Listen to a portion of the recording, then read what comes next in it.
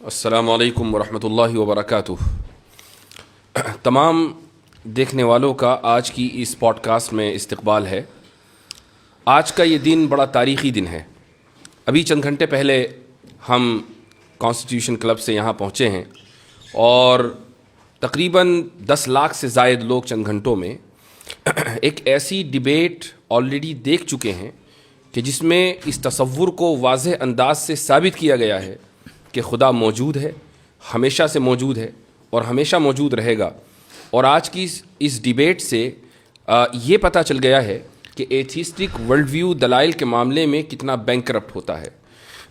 मुफ्ती smile Ahmad Abdullah Nadvi और इसी तरीके से मशहूर मुल्हिद और लिरिसिस्ट जावेद अख्तर के दरमियान ये जो डिबेट हुई है, इसका लोगों को शिद्दत से इंतज़ार था और बहुत बड़ी तादाद में लोग डिसअपॉइंट इस माना कर हुए हैं कि मैं ख़ुद ये समझ रहा था कि शायद कुछ मजबूत दलाइल एथिस्ट्स की तरफ से आएंगे और मलाहिदा शायद कोई नई दलील पेश कर पाएंगे। हम इस मैदान में एक अरसे से काम कर रहे हैं और मैं हमेशा ये दावे के साथ कहता आ रहा हूँ कि इल्हाद बग़ैर किसी दलील के एक बेबुनियाद इमारत के ऊपर खड़ा हुआ है और अल्हम्दुलिल्लाह ये बात फिर साबित हुई।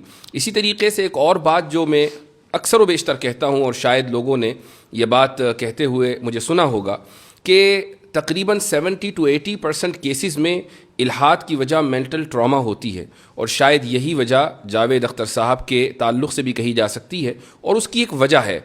ये कोई उन्होंने ढकी छुपी बात नहीं कही है, इसलिए इसको रिवील करने में मैं कोई हरज महसूस नहीं करता हूँ। डिबेट से पहले जब हमारी जावेद साहब से मुलाकात हुई तो उन्होंने हमसे ये कहा कि भाई मुझे आप इस बात पे कायल कर दें कि 8 साल की उम्र से लेकर आगे तक जो मैंने मुख्तलिफ मुसीबतें झेली हैं तो क्या खुदा मुझे रिकम्पनसेट करेगा या नहीं करेगा। इससे ये अंदाज़ा होता है कि जो बचपन में मेंटल ट्रामा का वो शिकार हो गए थे तो यही वजह है कि वो उसको जस्टिफाई नहीं कर पाए और खुदा का इनकार कर बैठे। डिबेट कौन जीता कौन हारा ये एक अलग मौजू है, लेकिन मैं समझता हूँ कि तमाम के तमाम लोग इस बात के ऊपर मुत्तफ़िक़ होंगे कि ऐसे तमाम लोग हमारी दुआओं के मुस्तहिक़ हैं।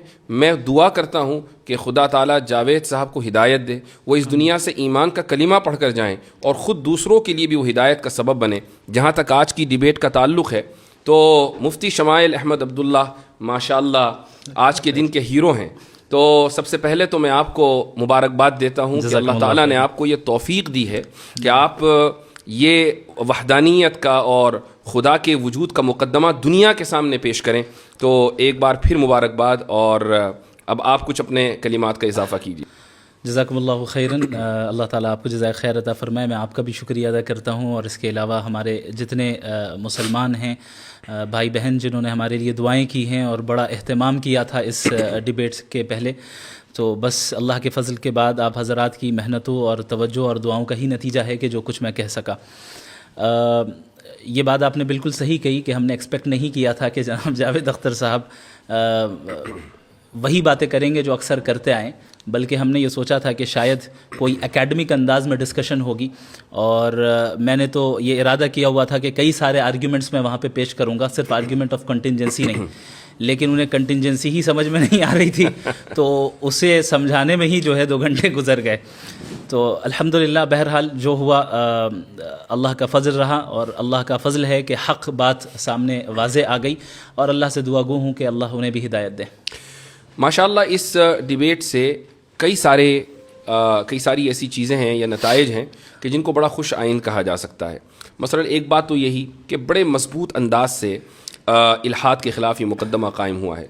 दूसरा जो इसका बड़ा पॉजिटिव नतीजा निकला है वो ये कि शायद अभी तक लोग ये समझते आ रहे थे कि ये जो टीवी डिबेट के ऊपर पेड मौलाना सो कॉल्ड मौलाना जाते हैं जिनका काम सिवाय चीखने चिल्लाने की कुछ नहीं होता और उनको टीआरपी इसलिए चूँकि चैनलों को टीआरपी चाहिए तो कुछ 5000 का थैला उनको पकड़ा दिया जाता है कि तुम चीखो बंदरों की तरह।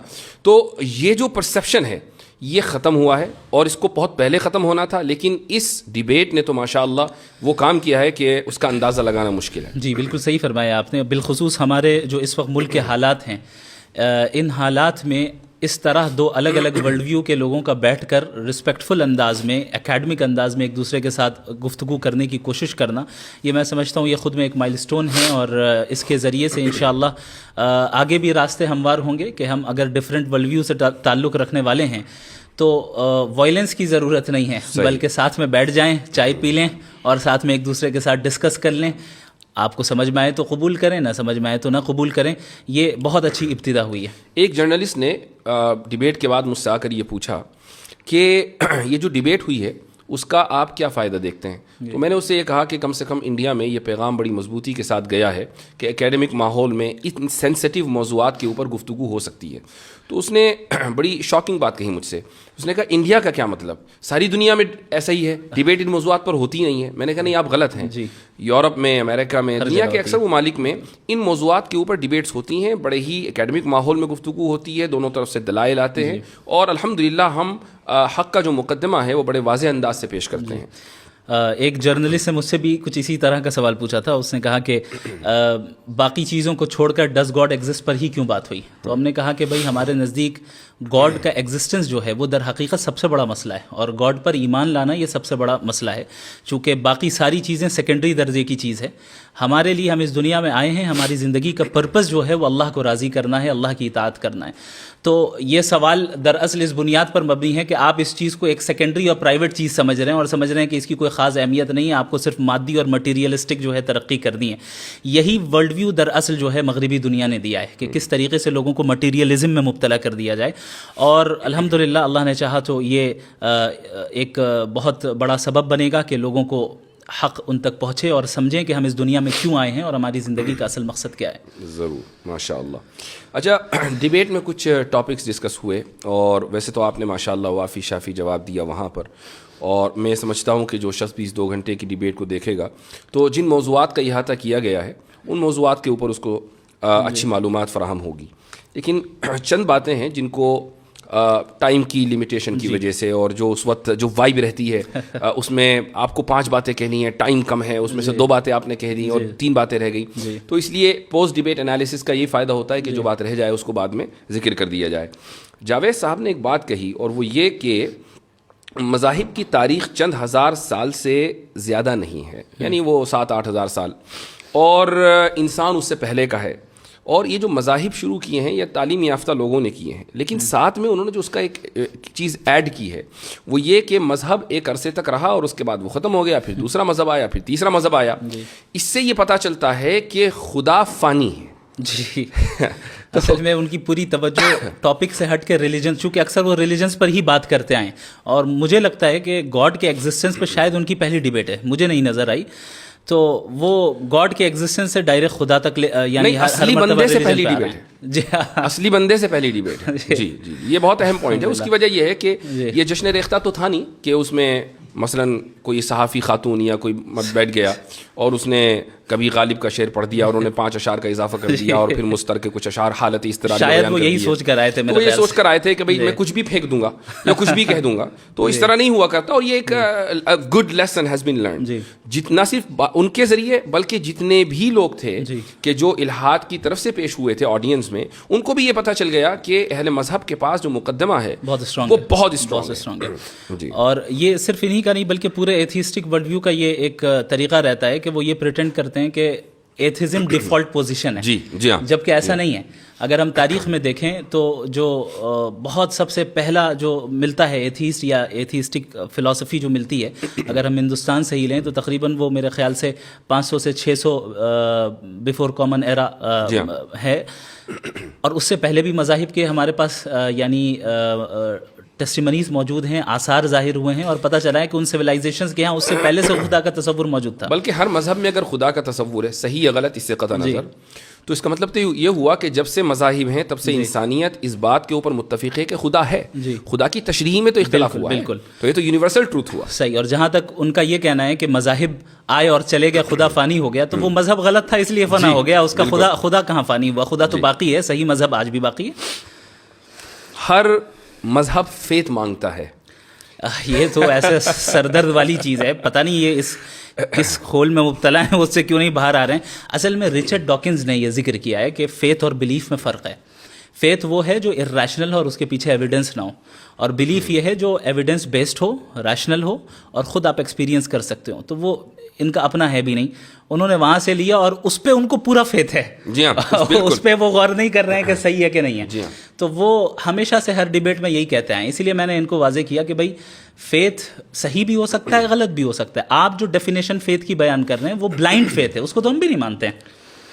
دو باتیں انہوں نے اور کہی ہیں. جی. ایک بات انہوں نے یہ کہی کہ انسان کی پیدائش رینڈم ہے, اور دوسری بات انہوں نے یہ کہی کہ انصاف انسانی تصور ہے. اس کو کیسے, مجھے یقین ہے کہ آپ نے اس وقت بھی جواب دیا تھا, لیکن پھر بھی اس کو تھوڑا سا الیبوریٹ کریں. انسان کی پیدائش رینڈم ہے, یہ تو ظاہر ہے کہ ان کے ورلڈ ویو کے اعتبار سے, ہمارے ورلڈ ویو کے اعتبار سے بالکل واضح ہے کہ ہم اس دنیا میں ایک مقصد کے تحت بھیجے گئے ہیں. اب ان حضرات کی طرف سے سوال یہ ہوتا ہے کہ بھائی اگر ہم بھیجے گئے اس دنیا میں تو خدا نے ہم سے پوچھا کیوں نہیں, اسی لیے وہ اپنے آپ کو کہتے ہیں کہ ہم رینڈملی آ گئے. تو یہ سمجھنا چاہیے بھائی خدا کا اور انسان کا درجہ کیا ہے. وہ خدا ہے, آپ کا امپلائی تھوڑی ہے جو آپ سے پوچھے گا. تو ہم اس دنیا میں آئے, یہ آپ کو لگ رہا ہے کہ رینڈم ہے, جبکہ ایسا نہیں ہے, ایک مقصد کے تحت آئے. دوسری بات یہ کہ جو رینڈمنس ہے نا, تو اس کا جو پوائنٹ آف ریفرنس ہے وہ ہم ہیں, خدا نہیں ہے. صحیح. یعنی ہمارے لیے ایک انسان کی پیدائش رینڈم ہے, کسی کو پہلے سے پتہ نہیں ہوتا کہ 10 سال کے بعد کون اس دنیا میں آئے گا. ہمیں ایسا لگتا ہے کہ رینڈملی کوئی انسان آ گیا, لیکن خدا کے لیک آف انفارمیشن. ایگزیکٹلی. تو یہ تو آرگیومنٹ فرام اگنورینس ہے. آرگیومنٹ فرام اگنورینس ہے. اور یہ چیز میں نے اپنے اوپننگ اسٹیٹمنٹ میں بتائی تھی کہ یہ جو یا تو آرگیومنٹ فرام اگنورینس ہی ہوگا ان کے جواب کی بنیاد, یا پھر یہ کہ وہ ڈاگمیٹک آنسر دیں گے.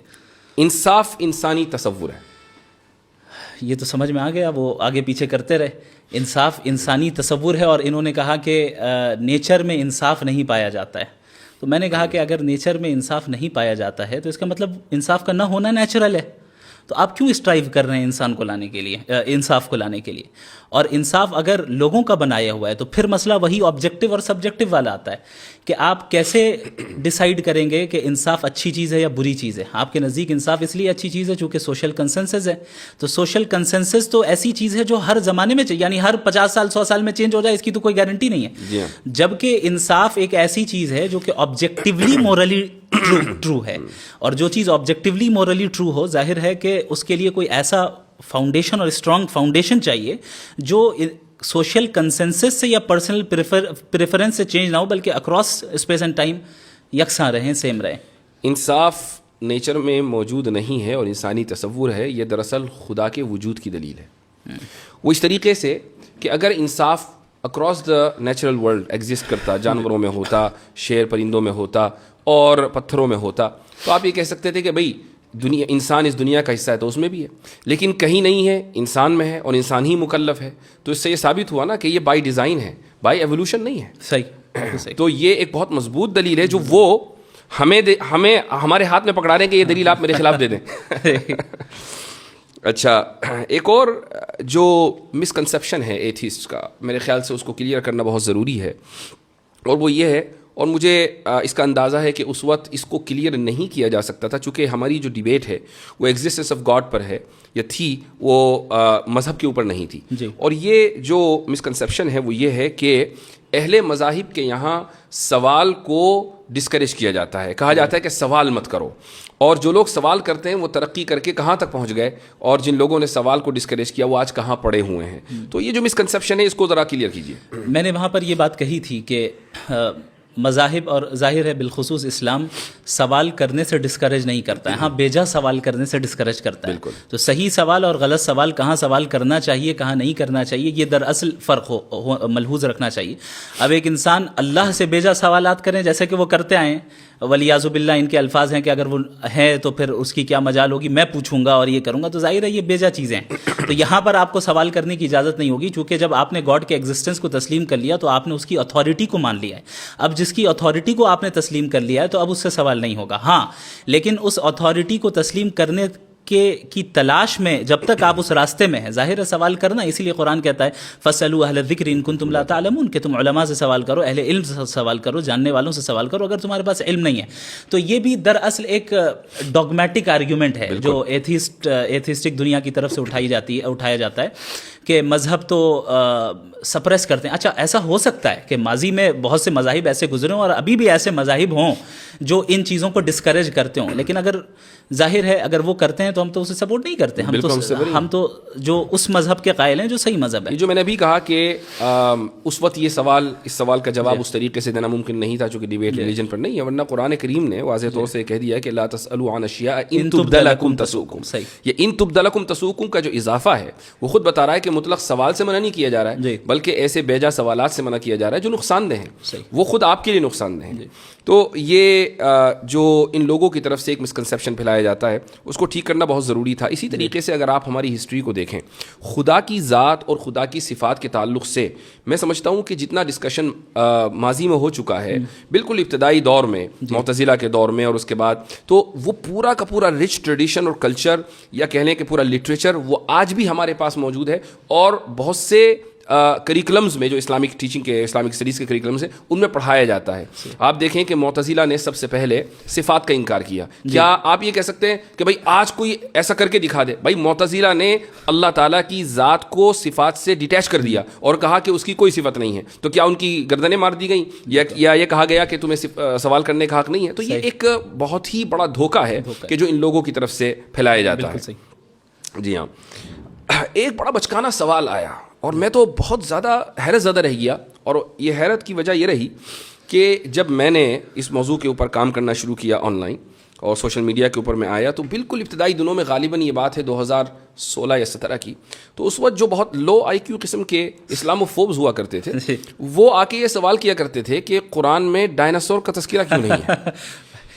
بڑے تعجب کی بات ہے. میں حیرت زدہ رہ گیا کہ جاوید صاحب ابھی تک ایوالو کیوں نہیں کر پائے اکیڈمیکلی.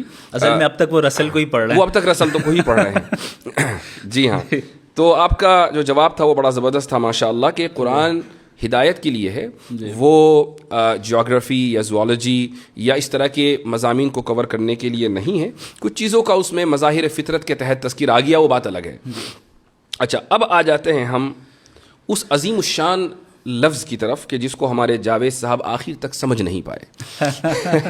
کنٹینجنسی. جی ہاں, کنٹینجنسی. کہیں میں نے وارن کر رہا ہوں کہ کہیں لوگ جاوید صاحب کی چڑ نہ رکھ دیں کنٹینجنسی, ان کے ہاں نیچے جا کے ٹویٹر کے اوپر یہ لفظ ٹائپ نہ کرنے لگیں. یعنی میں انکریج نہیں کر رہا ہوں, please don't take me wrong, لیکن ایسا ہو سکتا ہے. اس کی وجہ یہ ہے کہ یعنی ایک بہت ہی معمولی آرگیومنٹ, معمولی ان دا سینس کہ تمام داعین جو اس میدان میں کام کر رہے ہیں, جتنے بھی دعات ہیں یا جو ڈیبیٹس کرتے ہیں, جن کو ان موضوعات سے دلچسپی ہے, چاہے وہ اس طرف کے ہوں یا اس طرف کے, یعنی وہ مسلمان ہوں یا غیر مسلم ہوں, وہ آرگیومنٹ آف کنٹینجنسی سے واقف ہیں. جی, آپ ایک نہ بڑا چہرہ ہیں الہاد کا اس ملک میں, اور آپ ڈیبیٹ کرنے کے لیے آئے ہیں اور نیشنل پلیٹ فارم کے اوپر ڈیبیٹ کرنے کے لیے آئے ہیں. راجدھانی سے وہ میں ڈیبیٹ ہو رہی ہے اور آپ یہ نہیں سمجھ پا رہے ہیں کہ آرگیومنٹ آف کنٹینجنسی ہوتا کیا ہے. اور جبکہ ایکسپلین کیا گیا کئی مرتبہ اردو میں بھی اور ہر طریقے سے, آپ نے بھی کھڑے ہو کر سوال کیا سے اور انفینٹ ریگریس کو سمجھانے کی کوشش کی, لیکن اس کے بعد بھی نہیں سمجھ سکے. بڑا تعجب ہے. میں سمجھتا ہوں کہ اب جس عمر میں وہ پہنچ گئے ہیں, جیسے اب ظاہر ہے ایتھیسٹک ورلڈ ویو الگ ہے, ہمارے ورلڈ ویو میں جب اس عمر کے میں کوئی پہنچ جائے اور دیندار ہوں تو ہم پھر ان کو کہتے ہیں کہ گوشہ نشینی اختیار کرتے ہیں وہ حضرات اور دعا کرتے ہیں, ہم ان سے دعا کی درخواست کرتے ہیں. اب انہیں اپنے ورلڈ ویو میں گوشہ نشین بن جانا چاہیے. اب جو ہے وہ ان چیزوں میں نہیں پڑنا چاہیے, بلکہ توجہ دیں اور کوشش کریں کہ بھئی کیا بات ہے, حقیقت کو تلاش کرنے کی کوشش کریں, اپنے حد تک رکھیں. کیونکہ ایک ڈیبیٹ کے اندر الیکٹران اور نیوٹران کی تسبیح پڑھیں. ایک ڈیبیٹ کے اندر 2 گھنٹوں کے اندر کتنی جگہ وہ اپنے آپ کو کانٹرڈکٹ کر رہے ہیں. اگر ہم اس کو ریکیپ کریں اور دیکھیں, جب ہم مورالیٹی کی بات کرنے آئے تو وہ کہہ رہے ہیں کہ سوسائٹی سے مورالیٹی طے ہوگی, تو ہم نے کہا آپ نازی جرمنی کو سپورٹ کرتے ہیں. نہیں, پلانٹ ارتھ, تو پلانٹ ارتھ میں جو ہے اکثریت جو ہے مذہب خدا کو مانتی ہے, آپ نہیں مانتے. پھر لاسٹ میں کہہ رہے ہیں کہ میں میجورٹی والی بات واپس لیتا ہوں. وہ بہت اہم پوائنٹ ہے, بہت اہم پوائنٹ ہے. اچھا, یہ جو آرگیومنٹ آف کنٹینجنسی ہے یقیناً لوگوں نے اس کو سمجھ لیا, لیکن پھر بھی ہمارے ناظرین کے لیے اس کو مختصر انداز میں سمجھائیے. دیکھیں, اس کائنات کی ہر چیز کنٹینجنٹ ہے. اس کا مطلب یہ ہوتا ہے کہ یہ ایگزسٹ کر بھی سکتی تھی اور نہیں بھی کر سکتی تھی, یعنی اس کا ایگزسٹ کرنا کوئی نیسیسری چیز نہیں تھی. اور اگر ایگزسٹ کرتی تو ڈفرینٹ لاز کے ذریعے بھی کر سکتی تھی. یعنی ابھی جو لاز آف نیچر چل رہے ہیں, ہو سکتا ہے کوئی اور لا آف نیچر ہو. علم کلام کے طلباء کے لیے اضافہ کر دوں, اسی کو ممکن الوجود کہا جاتا ہے. ممکن الوجود عدم ہو سواء. جی, تو جو ممکن الوجود ہوگا, جو کنٹینجنٹ ہوگا, وہ ظاہر ہے کسی اور کے اوپر ڈپینڈڈ ہوگا اپنے ایگزسٹنس میں. تو اب وہ کس کے اوپر ڈیپینڈنٹ ہے؟ ہم یہ دیکھیں گے کہ بھائی کیا وہ چیز بھی کنٹینجنٹ ہے، ممکن الوجود ہے. اور یہاں پر بھی اس کا اضافہ ضروری ہے. لوگ کہیں گے کیوں ہوگا؟ اس کی وجہ یہ ہے کہ جب ایک چیز کا وجود اور عدم دونوں برابر ہیں، یہ ترازو کے دو پلڑے ہیں، تو کسی ایک پلڑے کو بھاری ہونے کے لیے اس میں وزن ڈالنا ضروری ہے. یہ وزن ہے ارادے کا. تو کسی نہ تو ارادہ کیا ہوگا نا، کہ جس نے عدم پر وجود کو ترجیح دی ہوگی، اس لیے کنٹینجنسی ہے. جی آگے بولیے. تو یہاں سے عقلی طور پہ لاجیکلی ہم اس نیسیسری بینگ تک پہنچتے ہیں جو واجب الوجود ہے، یعنی جس کا ایگزسٹ نہ کرنا ناممکن ہے. چونکہ اگر وہ ایگزسٹ نہ کرے تو ظاہر ہے یہ ساری چیزیں وجود میں نہیں آ سکتی. اور اس واجب الوجود ذات کا انڈیپینڈنٹ ہونا، ایٹرنل ہونا، نالجبل ہونا، سیلف سفیشینٹ ہونا اور ایک ہونا یہ بالکل ضروری ہے. تو یہ جب باتیں میں نے کہی تو لاسٹ میں یہ کہہ رہے ہیں کہ ان کے نزدیک تو عقل سے ہم خدا کو جان ہی نہیں سکتے. یعنی یہ کانٹرڈکشن ہے. یعنی پورا آرگیومنٹ اس پہ تھا کہ عقل کے ذریعے ہم خدا کے ایگزسٹنس کو کیسے جانیں، اور آپ وہ نہیں سمجھ پا رہے ہیں، اور اخیر میں کہہ رہے ہیں آپ تو کہہ رہے ہیں کہ عقل سے ہم سمجھ نہیں سکتے. تو میرے خیال سے یہ ان کی عمر کا تقاضا تھا. اور اسی طریقے سے وہ انفینٹ ریگریس اور تسلسل کو بھی نہیں سمجھ پائے. بلکہ حیرت ناک بات یہ کہ جب میں نے ان سے یہ سوال کیا کہ آپ اس کو درست سمجھتے نہیں، تو انہوں نے کہا میں درست سمجھتا ہوں. میرے خیال سے وہ سمجھ ہی نہیں پائے انفینٹ ریگریس کیا ہے، اس لیے انہوں نے کہہ دیا. اور آپ نے بڑی اچھی مثال دی کہ کئی سارے شعراء ایک ساتھ پوئٹس کھڑے ہوں اور مان لے جاوید اختر صاحب سب سے آگے ہوں، اور وہ کہیں کہ میں اس وقت تک پوئٹری نہیں لکھوں گا جب تک پیچھے والا نہ لکھے، اور وہ کہے کہ میں نہیں لکھوں گا جب تک پیچھے والا نہ کہے. تو یہ تسلسل ہو جائے گا. تسلسل باطل ہے. اس طریقے سے چلتا رہا اینڈلیسلی، اور اگر کہیں ہم نہیں رکیں گے تو پوئٹری ایگزسٹنس میں ہی نہیں آئے گی. یعنی پوئٹری اگر ایگزسٹنس میں آئی، اس کا مطلب کوئی ایک ایسا پوئٹ ہے جو اپنے پیچھے والے پہ ڈیپینڈ نہیں کرتا ہے، وہ انڈیپینڈنٹ ہے. بالکل اسی طریقے سے اگر اس یونیورس کے جو کازز ہیں، اگر یہ انفینٹ ریگریس آف کازز ہوتا تو ہم اور آپ یہاں پہ آج موجود ہی نہیں ہوتے، پوڈ کاسٹ ہی نہیں کر رہے ہوتے. ہم یہاں موجود ہے، اس کا مطلب کوئی ایک انڈیپینڈنٹ ذات ہے جو کسی اور کے اوپر ڈیپینڈنٹ نہیں ہے، اس نے اپنے ول سے جو ہے ڈیسیجن لیا ہے. علم کلام کے طلباء کی آسانی کے لیے کہہ دوں کہ اگر علت اولا نہ ہو تو معلول اخیر نہیں ہو سکتا.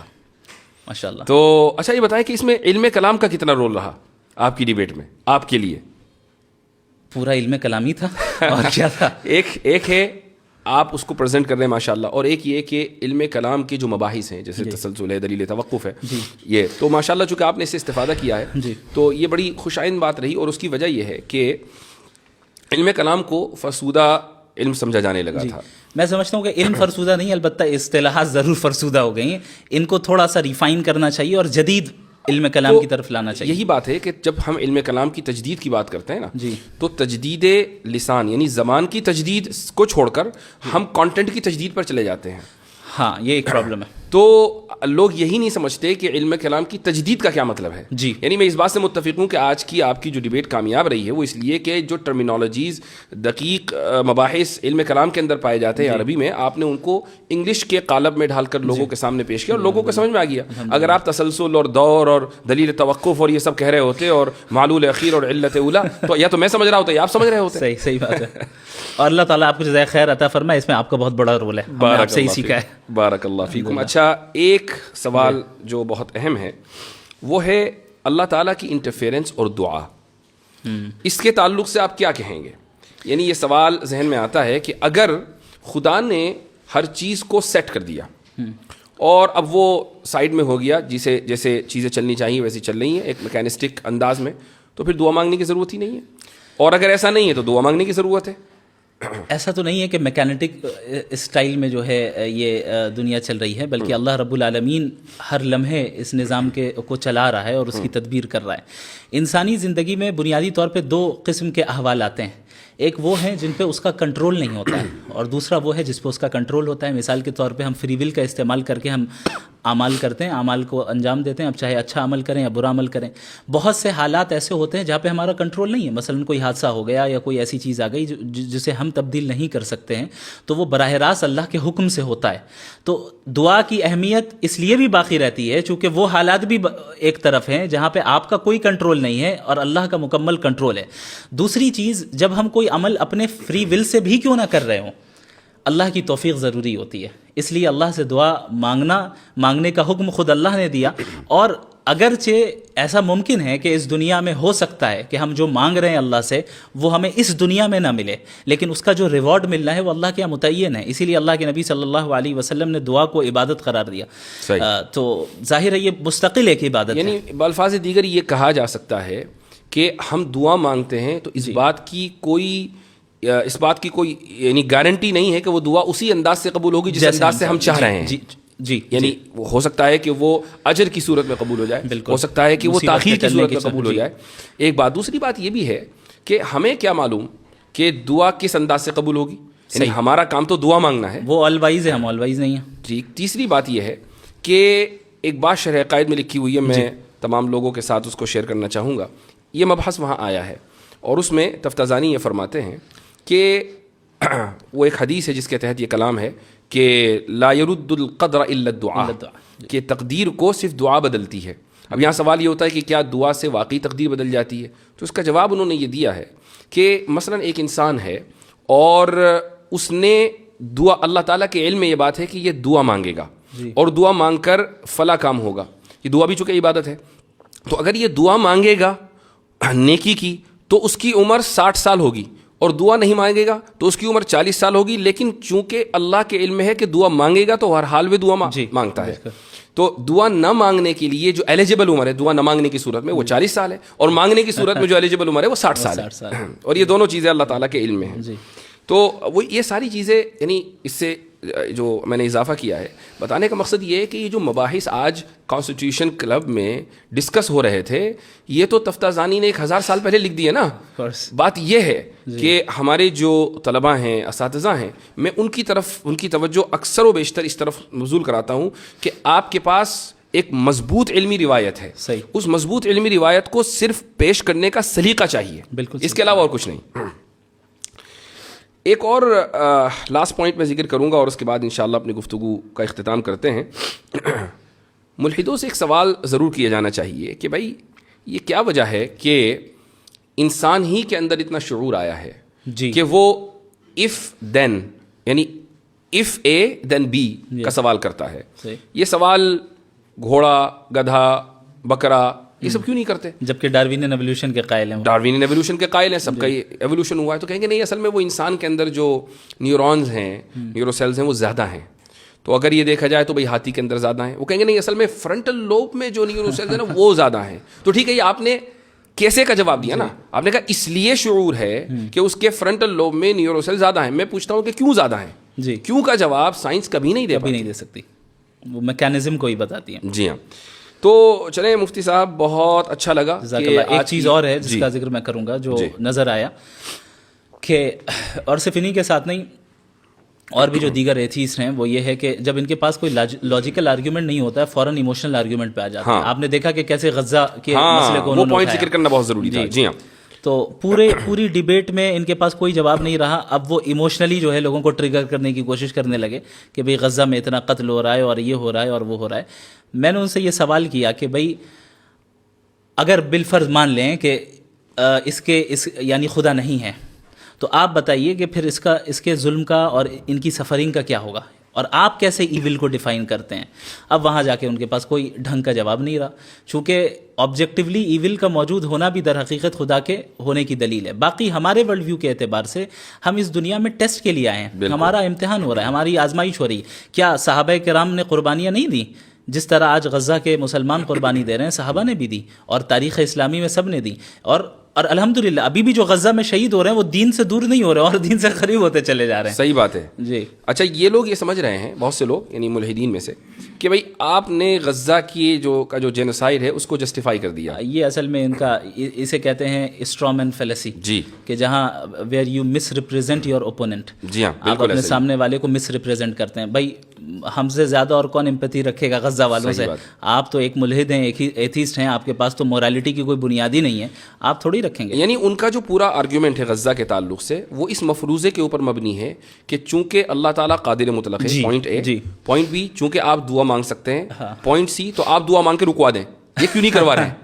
یہ تو سمجھ رہے ہیں کہ آٹومیٹک جیسے بٹن کو دباتے ہیں ویسے ریموٹ کی طرح اللہ کام کرے, ولیعوذ باللہ تعالی. پوائنٹ اے قادر مطلق ہے, اس میں کوئی شک نہیں ہے. پوائنٹ بی ہم دعا مانگتے ہیں, اس میں کوئی شک نہیں ہے. لیکن پوائنٹ سی کہ ہم دعا مانگ کر کام کروا دیں, ان دو شروع کے مقدمات اور تیسرے مقدمے میں کوئی تلازم نہیں ہے. صحیح. اللہ اس وقت کرے گا جب وہ جانتا ہے کہ بہتر ہو, اور جب وہ کرنا چاہے گا ہمارے اعتبار سے نہیں کرے گا. بالکل.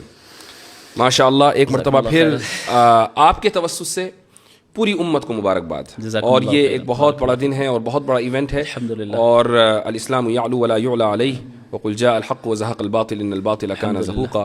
جزاكم الله خير بارك الجزاء. الله فيكم. بل نقذف بالحق على الباطل فيدمغه فإذا هو زاهق ولكم الويل الويل مما مما تصفون. تصفون. جزاكم الله خيرا.